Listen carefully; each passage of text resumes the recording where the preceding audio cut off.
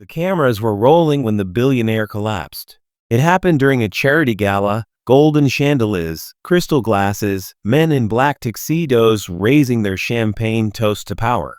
He was giving a speech, words thick with pride, when suddenly his hand clutched at his chest, his knees buckled, and the world's most powerful man fell to the marble floor. People gasped, glass shattered, voices rose. And within minutes, 20 of the most renowned doctors in the country, men and women flown in on private jets, dressed in polished white coats, armed with the finest equipment, were gathered in his mansion to save him. But as the hours dragged on, panic set in. This wasn't supposed to happen to him. Billionaires don't just fall. They don't die ordinary deaths. Money, after all, was his armor.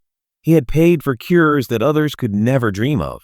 He owned hospitals, funded research, and had a personal team of elite specialists who claimed to cheat death itself. Yet now all of them stood sweating under the golden light of his grand bedroom, whispering to each other, repeating the same words again and again. "We can't find it. We don't know what's wrong." Machines beeped. Syringes were prepared.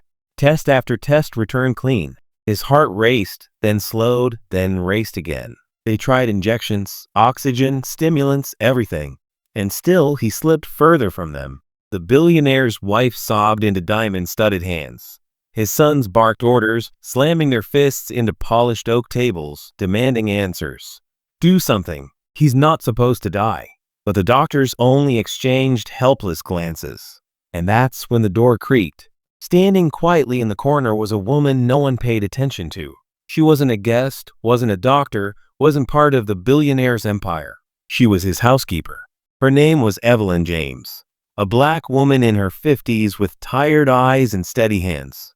For 20 years she had dusted his bookshelves, polished his silver, and washed his sheets. She moved silently in the shadows of his wealth, invisible in the house she kept alive. But tonight she wasn't invisible, not to herself. She stood with the laundry basket she had been carrying when she heard the commotion. She stood watching 20 brilliant doctors circle the man who once told her, without hesitation, "People like you are replaceable." Evelyn should have walked away. This wasn't her place.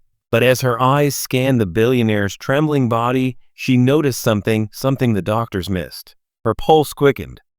Memories flooded back, her grandmother teaching her old remedies in the South, her years caring for her own sick son, her quiet observations of the man she worked for day in and day out.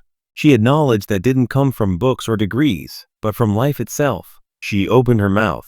"Excuse me." The room went still. 20 doctors turned, frowning. His sons glared.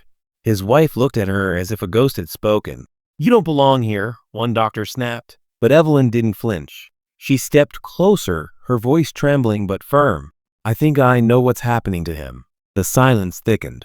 A billionaire fighting for his life. 20 doctors standing useless. And a housekeeper, the woman they overlooked for years, daring to speak. What she was about to reveal would not only change the fate of one man, but expose the arrogance of power, the blindness of privilege, and the quiet brilliance of those dismissed as nothing. Because Evelyn James saw what no one else did. And if they didn't listen, he would die. The words hung in the air like smoke. "I think I know what's happening to him," Evelyn said. For a moment, no one spoke. The machines beeped. The billionaire's chest rose and fell unevenly, and the doctors, men and women who had trained for decades, stared at the woman in a simple maid's uniform as though she had spoken blasphemy. One of the sons sneered. "Are you insane? You're a housekeeper. What could you possibly know?" Evelyn met his gaze without flinching. "I've seen this before. When my brother worked the fields down south, when the heat and poison got into his lungs, he looked just like this. Your father's not sick the way you think. He's poisoned." The doctors exchanged looks. One of them muttered, "That's ridiculous." Another shook his head, dismissing her. But the billionaire's wife froze, her jeweled hands tightening around her glass of water. Evelyn continued, her voice gaining strength. "He had trouble swallowing last week. He complained about his tea tasting bitter. He's been sweating at night. None of your tests are catching it because you're looking in the wrong place. But I've been cleaning his linens. I've seen the stains. I've smelled the chemicals. Someone's been slipping him arsenic, little by little." The room erupted. "That's absurd," one doctor barked. "You're accusing someone in this house?" The eldest son shouted, his face red. But Evelyn didn't back down. She reached into her laundry basket and pulled out the bedsheets she had collected just hours ago. She held them up. Smell them. The same metallic bitterness. The same odor I remember from my brother's final days. You call me just a housekeeper, but I pay attention. I notice what you miss. The billionaire convulsed again, his face pale and slick with sweat. The doctors scrambled, arguing among themselves. And then one, the quietest of the group, leaned forward, curiosity flickering in his eyes. He sniffed the sheets. His expression darkened. She's right, this isn't normal perspiration. Order a toxicology test immediately. The tide shifted. Suddenly, all 20 doctors who had dismissed her were scurrying to run tests they hadn't considered. Vials of blood were rushed, machines beeped faster, whispers grew frantic. And then the result came back. Positive. Arsenic. The room fell silent again, but this silence was heavier, darker, because now the truth was undeniable. The billionaire wasn't dying from illness. He was being murdered slowly, quietly, right under everyone's nose. And the only reason anyone saw it was because a black housekeeper refused to stay silent. The wife gasped, stumbling back, diamonds glittering as her hand flew to her mouth. The sons exchanged suspicious glances. And Evelyn, steady as a mountain, spoke softly. You never saw me, not once in 20 years, but I saw everything. I saw who brought him his tea, who argued with him in the study, who slipped powders into his cup. You may not think I matter, but I've carried the truth of this house longer than any of you. One son shouted, You're lying. But the billionaire's eyes flickered open just then, weak but alive. His gaze found Evelyn. He tried to speak, lips trembling, but no sound came out. Yet his eyes told the truth. He believed her. Security was called. The tests were confirmed.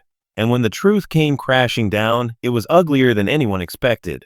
It wasn't a stranger. It wasn't an outsider. It was his own wife. The same woman now shaking in her silk gown, the same woman who claimed she couldn't live without him, had been feeding him poison, slowly, carefully, so that when he died, the empire would pass into her hands. And Evelyn had caught her. The police arrived. Reporters swarmed the gates of the mansion, their cameras flashing like lightning. The scandal exploded across the nation. Billionaire nearly murdered in his own home, saved by housekeeper. But behind the headlines, in the quiet of the hospital room where the billionaire recovered, something else happened. For the first time, the man who had built his fortune on arrogance, who once dismissed Evelyn with the words, "People like you are replaceable," looked at her differently. His voice was raspy but steady. You saved my life. Evelyn didn't bow. She didn't smile humbly. She met his gaze and answered, I saved the truth. And that was the difference. Because Evelyn knew this was never just about one man living or dying. This was about what happens when society dismisses the people who hold the sharpest eyes, the deepest wisdom, the kind of knowledge that doesn't come from wealth or education, but from struggle, pain, and survival. The billionaire lived. His wife went to prison. His empire shook, but the real story was Evelyn, because she had reminded the world that brilliance doesn't always wear a white coat. Sometimes it wears an apron. This isn't just a tale of wealth and betrayal. It's about dignity standing taller than arrogance, about truth cutting through layers of gold and lies. And it asks one question that lingers long after the scandal fades. How many Evelyns walk past us every day, unseen, unheard, holding the answers we're too blind to see? So tell me, what do you think? Should Evelyn have stayed silent, or was it her duty to speak up? Drop your thoughts in the comments. And don't forget to subscribe, because our next story may leave you questioning what power really looks like.